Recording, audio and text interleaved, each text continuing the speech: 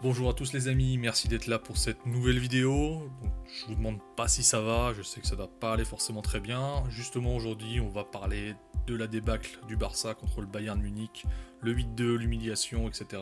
Donc on va tout d'abord parler du match en lui-même. Je vais pas débriefer le match, les buts, etc. On s'en fout de ça, mais on va parler plutôt de ce que représente ce match dans l'histoire du Barça. Ensuite on va parler du coach, de Quique Setién évidemment.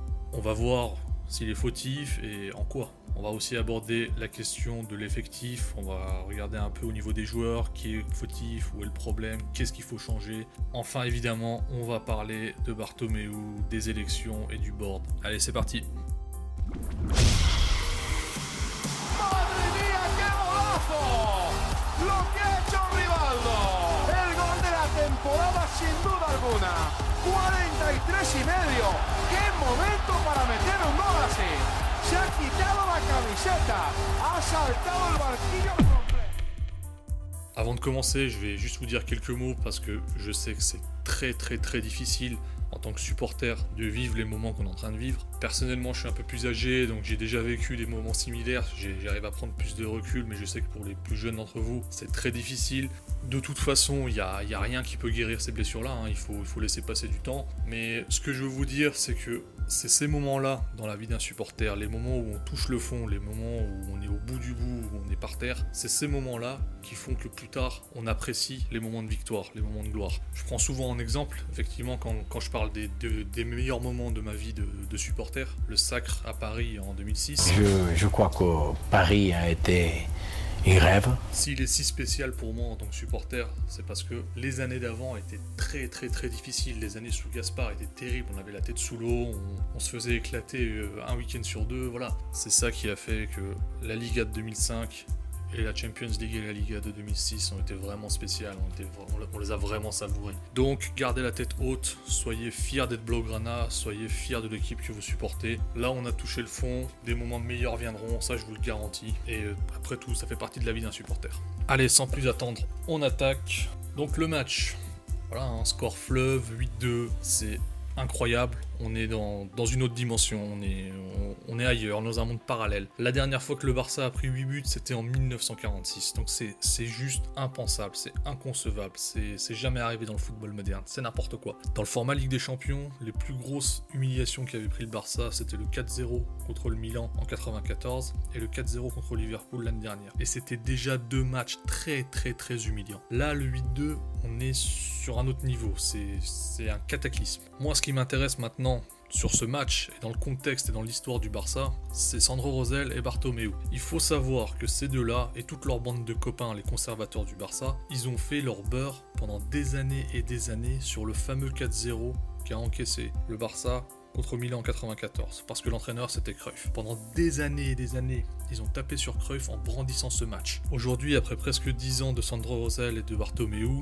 leur philosophie à deux balles, qui est arrivée à son apogée avec la nomination d'Ernesto Valverde, et le résultat qui en découle aujourd'hui, c'est qu'on prend un 8-2 en Champions League, après avoir pris 2 remontadas. Cette saison, pour moi, c'est encore le prolongement du rosellisme. Cette défaite, pour moi, elle n'est pas pour les joueurs, elle n'est pas pour le coach, elle est en premier lieu pour les dirigeants. C'est leur philosophie. Maintenant, on les appelle comme vous voulez, hein. On peut les appeler les conservateurs, les nunistes, les rosellistes, peu importe. La remontada, le comeback et le 8-2, c'est pour eux, et ce sera leur legacy. Donc maintenant on va attaquer la deuxième section sur le coach Quique Setién. Évidemment je vais pas mettre toute la responsabilité sur Setién, ce serait beaucoup trop facile. En tout cas pour moi il est responsable d'une chose, c'est qu'il s'est renié, il a renié ses idées. Tout ça pour pas faire péter les plombs et pas aller contre les vaches sacrées du vestiaire. Il s'est en quelque sorte accroché à son poste, il s'est accroché à son méga salaire. Il s'est travesti si on veut, il est devenu quelque chose qu'il n'était pas. Et ça pour moi c'est impardonnable. Et c'est déjà ce qu'avait fait Ernesto Valverde avant lui. J'aurais sincèrement préféré qu'il se mette les cadres du vestiaire à dos, qu'il se fasse virer, qu'il vienne ensuite, qu'il explique pourquoi. Il aurait pu faire une interview où il explique, il dit voilà, j'ai pas pu appliquer mes idées, mon jeu, ça matchait pas avec les grosses têtes du vestiaire, ils étaient réticents. Et à partir de là, voilà, j'ai été viré, je suis parti. Tout simplement. Et franchement, on l'aurait respecté à vie. Là, avec ce qui s'est passé, il restera le coach du 8-2 à jamais. Ce sera son seul palmarès. Et honnêtement, c'est bien fait pour lui. Donc, merci, au revoir monsieur, il faut retourner traire les vaches en 3-4-3. On va maintenant parler de l'effectif. Je sais même pas par où commencer. En fait, il y a tellement de boulets dans l'effectif, je sais pas par où commencer. Sur chaque ligne, tu dois dégager au moins 2 joueurs. On va commencer par la défense. Alba, Semedo, Roberto, Umtiti, ça dégage. T'as 4 noms à dégager, c'est plus possible. On a vu leurs limites, ça fait des années qu'on voit leurs limites. On n'a pas de latéraux dans l'équipe. Regardez les latéraux du Bayern. Ils font exactement ce que nos latéraux devraient faire. Il y a une action, Davis il est à l'arrêt, il démarre, il mange ses médos, il rentre dans notre surface et il donne un assist. C'est dingue. Et nous en face on a quoi? On a des branquignoles. Est-ce que vous avez déjà vu Jordi Alba faire ça?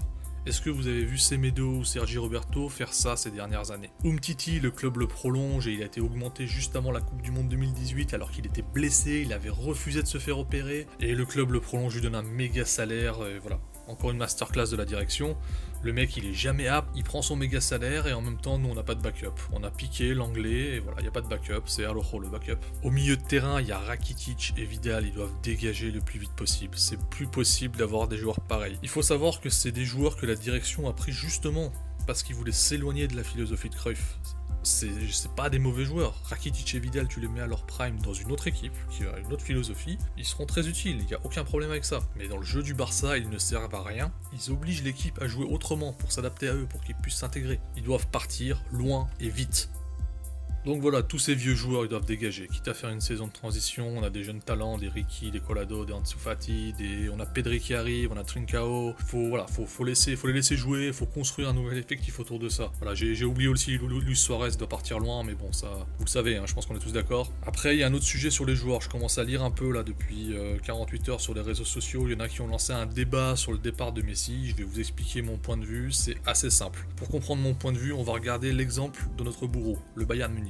Si vous voulez, on fera une vidéo plus tard pour détailler la métamorphose du Bayern, mais on va en parler rapidement. Après le départ de Pep du Bayern Munich, ils ont enchaîné les coachs, c'était très difficile. Le vestiaire était vieillissant, ils avaient des grosses têtes, voilà, ça devenait difficile. Il y a eu Carlo Ancelotti, Henkes est venu faire une demi-saison pour les sauver un peu.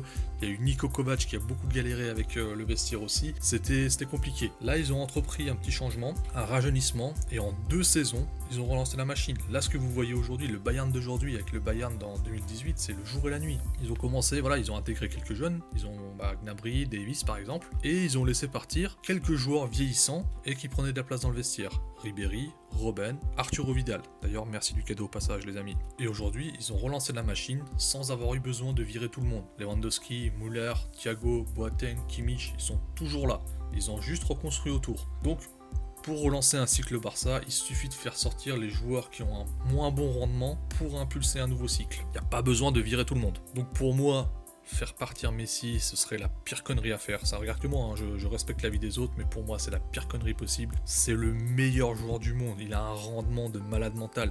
C'est une bénédiction pour n'importe quelle équipe. C'est aussi une bénédiction pour les yeux. Il faut reconstruire autour de lui avec des joueurs jeunes et compétents. Voilà, on touche pas au cadre, on touche pas à Lionel Messi. Après, il y a un autre sujet qu'on peut reprocher aux joueurs, à nos légendes, que ce soit Messi, que ce soit Piqué, Busquets, parce que c'est un peu nos capitaines aussi, c'est le hors-terrain. Là, après le match, Piqué, il a pris la parole et franchement, merci à lui. C'est le seul qui a parlé, il a dit les choses, il a pointé du doigt la direction très clairement. Voilà, il les a mis un peu face à leurs responsabilités aussi. Mais ce qu'on peut dire, c'est que ça arrive quand même tardivement.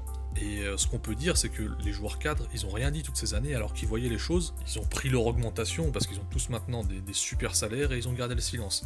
Après, c'est très compliqué d'aller sur ce terrain-là parce qu'on n'est pas dans le vestiaire, on sait pas ce qu'ils vivent, tout ça je comprends. Mais aujourd'hui, quand on voit l'ampleur du dégât, on se dit que voilà, c'est quand t'aimes le club, et c'est forcément leur cas, il faut ouvrir ta bouche, il faut utiliser ton statut pour faire changer les choses. Il y a des joueurs comme Socrates qui avaient compris que leur popularité, la popularité du footballeur, ça leur donnait du poids en dehors du terrain et qui pouvaient être engagés et aider leur club aussi en dehors du terrain, sur le terrain mais aussi en dehors.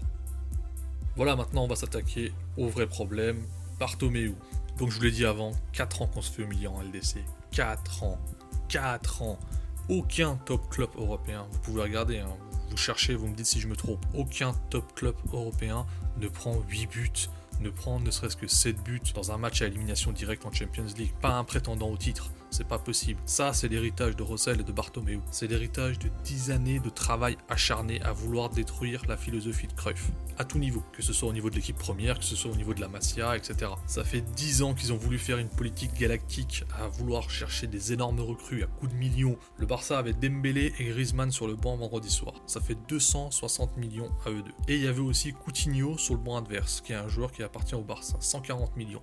Donc à eux trois, ça fait 400 millions d'euros dépensés dépensés par le Barça et ils étaient tous les 3 sur le banc. C'est incroyable, il n'y a pas de mots. Alors je vais tout de suite parler du sujet Coutinho. Beaucoup ont souligné le fait qu'il ait marqué un doublé, une passe D et que c'est l'humiliation suprême, etc. Pour moi, c'est même pas ça l'humiliation suprême.